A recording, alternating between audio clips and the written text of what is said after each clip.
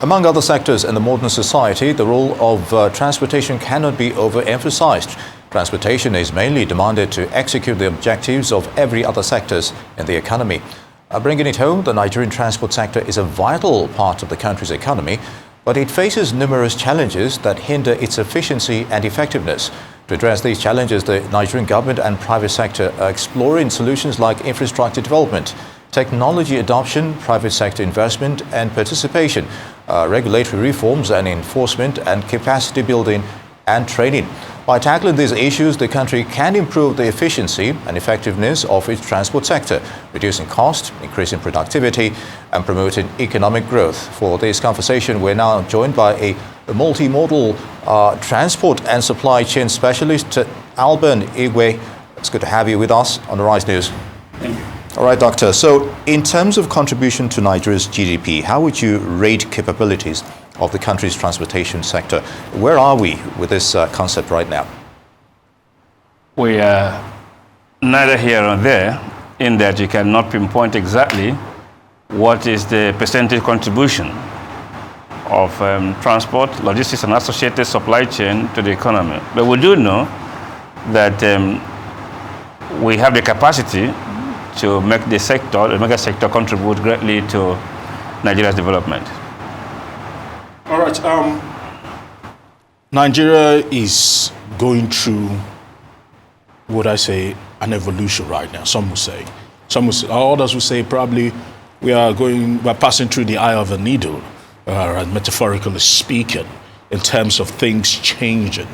And the transportation sector certainly are not exempt from all these evolutions we're actually seeing, and more importantly, the squeeze Nigerians are feeling at this stage in time right now, where we find ourselves as Nigerians. What do you think can be done to ensure that if Nigerians have to worry, one thing that we should not worry about will be transportation in Nigeria, which is a huge problem. And part of the squeeze we're talking about is also being felt in the transportation sector more than even others. Thank you very much. I think it's important to recognize that if the country needs to move forward, it is transport. If anybody needs to move as an individual, it is transport. So the moment transport is not provided, you have been rendered immobile in the first place. If you need to access opportunities north, east, west, and south of Nigeria, it is still transport. If you want to connect to the global community, it is transport. So once we recognize this fundamental role of transport, then we begin to address it in a very fundamental way. First, it's asking ourselves, what do we really want to achieve with transport? Transport is a stimulant to the economy. For example, if you don't have transport, you can't go to market. If you don't have transport, you can't go to the hospital. You can't go to school. The lawyer cannot go to court. Nothing moves. And if we realize that, then we ask ourselves, we want to create access for the teeming population. Over 200 billion people need to move. And the only thing that can guarantee that movement is transportation. Whether you are flying, you are walking, you are cycling, you are motorizing, whatever it is, transport is key to keeping the country moving. So the country will have to come back and say, so how much commitment do we need to make in transport so that we keep the country moving? I've argued consistently that if you want to kill the economy, you don't need to do too much. Just frustrate transport. Nothing moves again. Okay, so if we really also want to move the country forward, then we have to make the necessary commitment to transport to make it move. At the moment, as we're speaking, the country is not really committed to transport. No, so permit me to say, how much has the fuel subsidy removal hurt the transport sector in Nigeria? Well, this is a country where, if you want to speak in concrete terms, you can't do that. You can't do that precisely because data is an issue. As a professional, I can't quantize the exact percentage of effect that subsidy removal has cost in Nigeria, because it might be hydra-headed. Okay, fuel subsidy has more effects than transport. So you can't do that precisely without doing a good research about that. All right, Dr. Igwe, if I may come in here, talking about specifics, when it comes to logistics and supply chains alternatives, where's Nigeria currently, and are we actually optimizing the use of rail, aviation, and maritime options here? Because sometimes we lay emphasis on particular sectors, maybe just road transportation. And when you mentioned the issue about fuel subsidy, it's always about fuel, PMS, as it were. So other subsectors of the transport chain, value chain, as it were, are we optimizing its use, or are they moribund in some areas? What are your thoughts here? And how can they all synergize to better the economy? Interesting question. Here we can lay hand on some international metrics. There is a global metric on logistics, what is called Logistic Performance Index, LPI, organized by or monitored by the World Bank. Nigeria has not been faring very well because the very parameters that will enable us to fare well, we're not paying serious attention to that. At the moment, we are ranked 88 among about 160 countries or so. But we could do better. Some neighboring countries like Benin Republic, as well as Cote d'Ivoire, are faring better than ourselves because the capacities and the infrastructure needed to move Nigeria up in the rank have not been paid adequate attention. And what's the implication of that? The implication is that we are less competitive. You know, when the transport has become a key element in production, the inputs, Nigeria spends we lose about 60% of our production, agricultural production, to supply chain waste. So food waste is a big problem, okay? Because we have not organized ourselves to reap the potentials of the mega sector, logistics of supply chain and transport. So I think we need to do something more. And Nigeria, as a result, Nigeria is facing one of the worst food insecurity situations globally.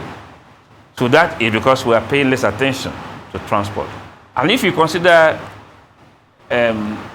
a mega sector that contributes to production, which means most of what we buy is actually the services that we're paying for, services from the sector, logistics, transport, supply chain. Yeah.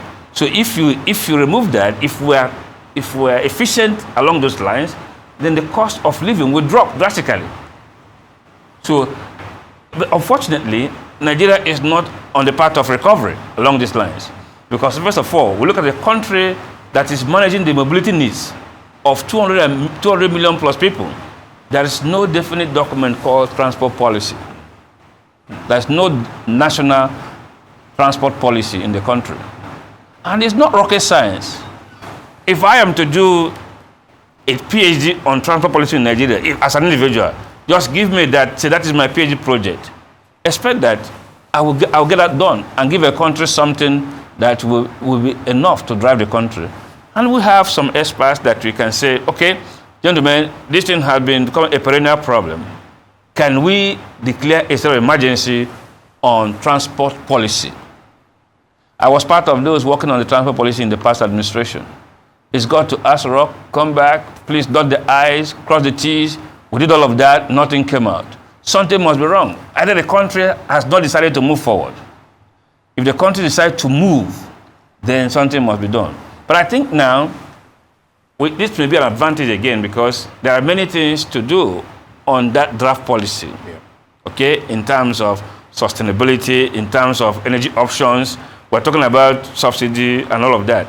We should, by now, if we're crafting or updating the transport policy, we should be moving beyond subsidy removal. We should be looking at alternative energy models.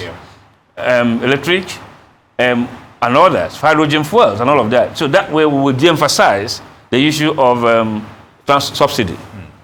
All right, permit me to, let's delve back or probably just borrow a leaf from American history. Cornelius Vanderbilt, back in the 1800s, had a squeeze or probably had a monopoly on transportation in the US. And that affected another another billionaire there in the name of John D. Rockefeller. And by so doing, John D. Rockefeller decided that by myself, I can decide to pave a way.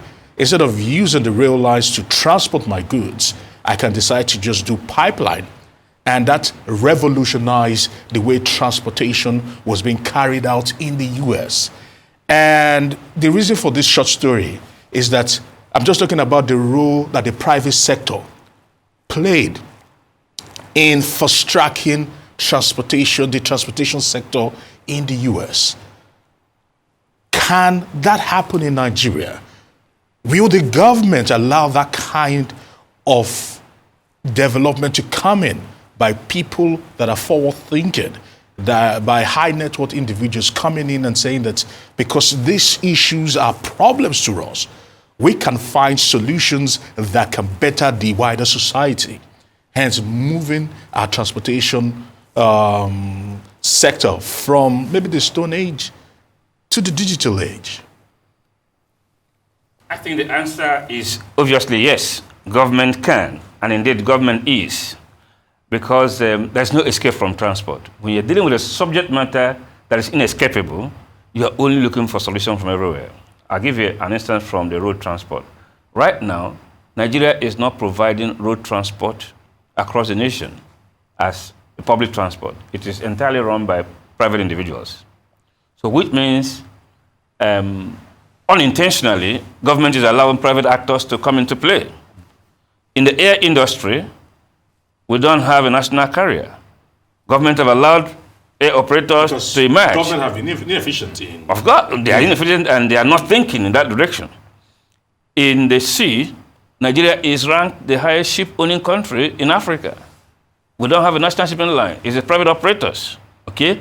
So I think that Nigeria is amenable to allowing private actors play.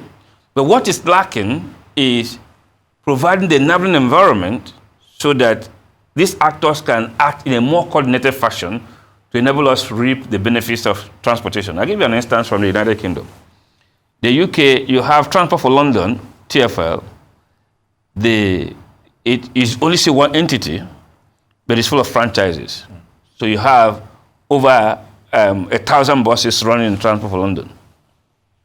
That doesn't belong to the government. The government created an environment where the likes of maybe ABC Transport, maybe Canadian, all the operators will come in. You'd only see one entity, London buses. And same with Underground. You have Underground Limited, London Underground Limited, LUL. So the entire transport sector is posting about $4.3 billion as of last year, 2023. $4.3 billion from transport sector alone means that transport is not just serving to support other sectors, but transport has become a revenue-generating venture. 4.3 billion, if you translate it to naira, is about 7.7 trillion naira. That's 1/3 of our budget for 2024. So imagine the population of UK and the users, those who patronize transport, is about 1/4 of ours. Imagine if we enhance our own system, how much that can fund our budget. Imagine if we have, in UK, you can take a bus. You can take a bus from Victoria Street in London to go to Manchester, Liverpool, Cardiff, anywhere in the UK, even Scotland. Imagine when we have a bus system in Abuja, National Express, for instance, which I have been advocating, that runs from Abuja to every state capital in Nigeria. Imagine the employment you generate, solving youth restiveness. Imagine how much it will contribute to Nigerian GDP. Imagine how much it can help support all the businesses that need it. So you have Abuja, Lagos, Abuja, Lokoja, Abuja, Kano, Abuja, Enugu, and all of that. Imagine that, central. And then that will enable us to actually coordinate all the capital that is flowing in the private sector. Because we give them franchises, set up a limit. It will enable us to control the system as well. Because we can say we need LPG controlled powered vehicles. We can say we need hydrogen powered vehicles. And right now, you have no control on the environment, okay, as far as emissions come from transport is concerned. So a whole lot of work needs to be done in setting the environment ripe for private actors to participate. And we do hope advocates such as yourself, Dr. Igwe, will continue to give credence to the prospects and what needs to be done in Nigeria's transportation hub, as it were. Dr. Alban Igwe, Transport and Supply Chain Specialist, would like to thank you for coming to the show. It's good to have you with us. My pleasure.